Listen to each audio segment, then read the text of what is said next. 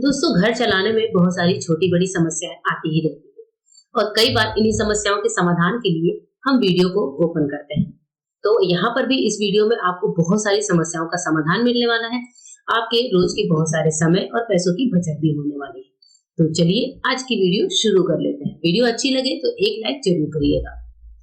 जो हमारी आज की सबसे पहली टिप है दोस्तों, वो इस तरह के गंदे पैन को लेकर है। यानी कि हमने पैन में कुछ भी बनाया, चीला, ऑमलेट या फिर कुछ भी जब से हम बनाते हैं तो कई बार ये बहुत ज्यादा ग्रीसी और चिकना सा हो जाता है, तो नॉर्मल तरीके से ये साफ नहीं होता। इसके लिए आपको क्या करना है, प्याज के एक छोटे से टुकड़े को ले लेना है और प्याज के इस टुकड़े से आपको पैन में पहले अच्छे से रबिंग करनी है। ऐसे रब करिए कि जो चिकनाई है वो एक बार के लिए पूरी तरीके से प्याज में इस तरीके से आ जाए। तो ये काम आपको 30 से 40 सेकंड करना है और उसके बाद जब आप अच्छे से प्याज को रब कर लें तो उसके बाद से यहाँ पर हम डालेंगे पानी। पानी डालकर अब आपको ये चेक करना है कि प्याज ने कितनी चिकनाई ली है। अगर आपका पैन ज्यादा ग्रीसी है तो हो सकता है आपको 2 बार ये काम करना पड़े। यहाँ पर मैंने पानी डाला और जो एक्स्ट्रा चिकनाई है वो पानी में आ जाती है। अगर हो सके तो यहाँ पर आप गर्म पानी का इस्तेमाल करें और उसके बाद से इस पानी को हम पैन से बाहर निकाल देते हैं और उसके बाद मैं आपको वापस से पैन दिखाती हूँ कि हमारा पैन कितना साफ हुआ है या इसे और साफ करने की जरूरत है या नहीं। इस पानी को आप देख सकते हैं कितना ज्यादा गंदा निकला है।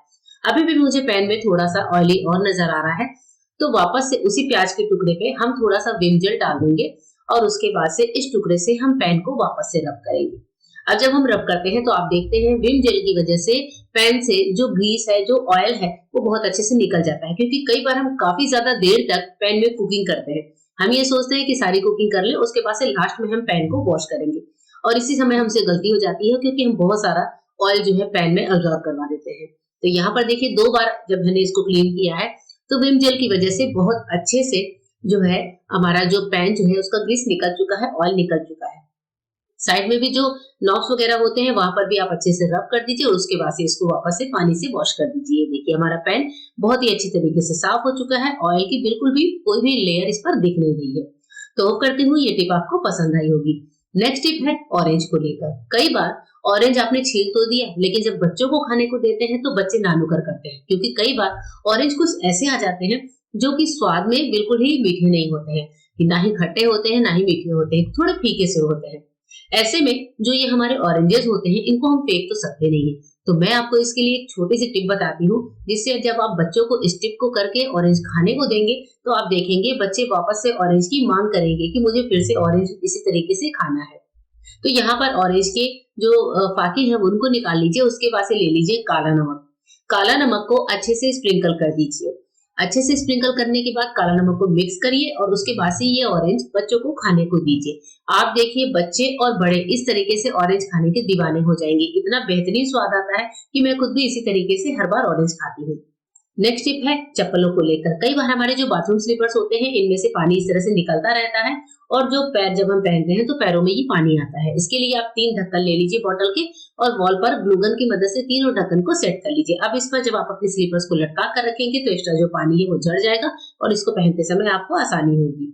यहाँ पर हमें आलू चाहिए। अब आलू हमने क्यों लेना है दोस्तों, क्योंकि आलू को मुझे करना है बॉयल। लेकिन जो प्रेशर कुकर में बॉयल करते हैं वो तरीका मुझे बिल्कुल भी पसंद नहीं आता है, क्योंकि उसमें हो जाता है पानी पानी, ना ही आलूओं में सोधापन आता है और प्रेशर कुकर में जो गैस बनती है वो हमारे हेल्थ को नुकसान भी करती है।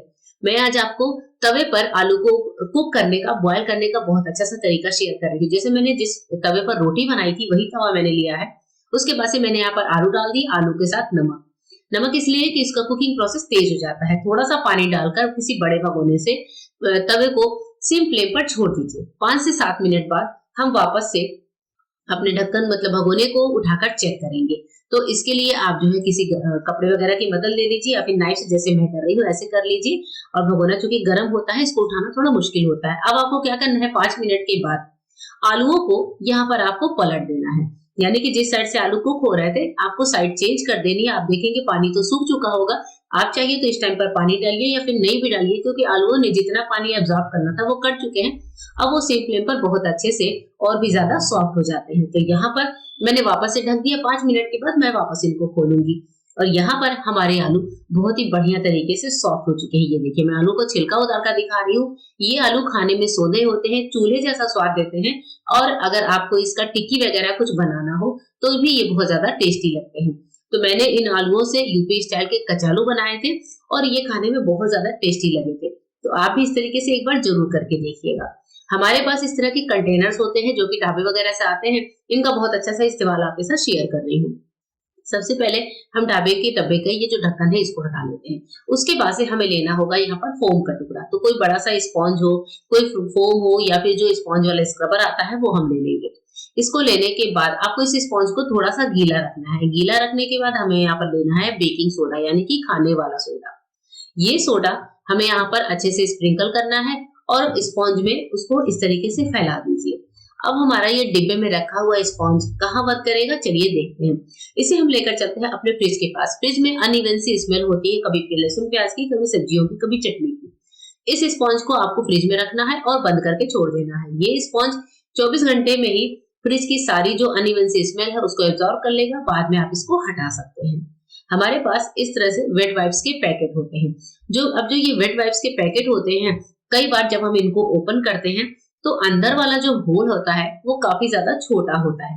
ऐसे टाइम पर जब हम इसमें से वाइप्स निकालने की कोशिश करते हैं तो बहुत मुश्किल होती है या फिर कभी कभी दो वाइप्स एक साथ निकल जाते हैं।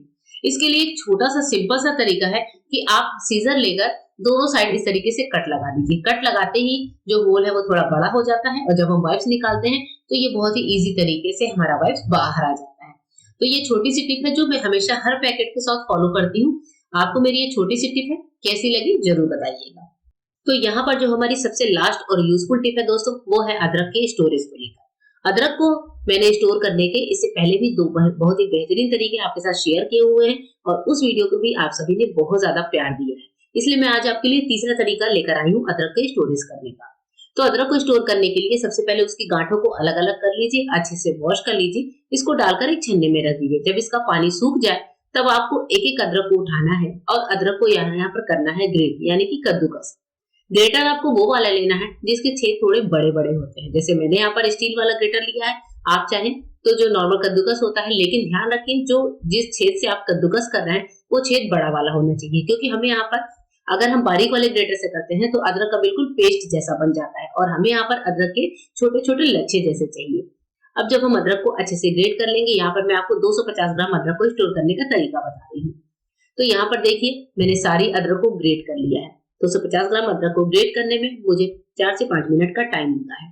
ग्रेटर में से सारी अदरक को निकाल लेते हैं। अभी जब हमने ग्रेट किया तो आप देख रहे होंगे कि अदरक में पानी से बहुत ज्यादा महसूस हो रहा है। इसको आप किसी बड़ी थाली में फैला लीजिए और धूप में कपड़े से ढककर इसको अच्छे से सुखाइए। इसको सूखने में 2 से 3 दिन का टाइम लगता है।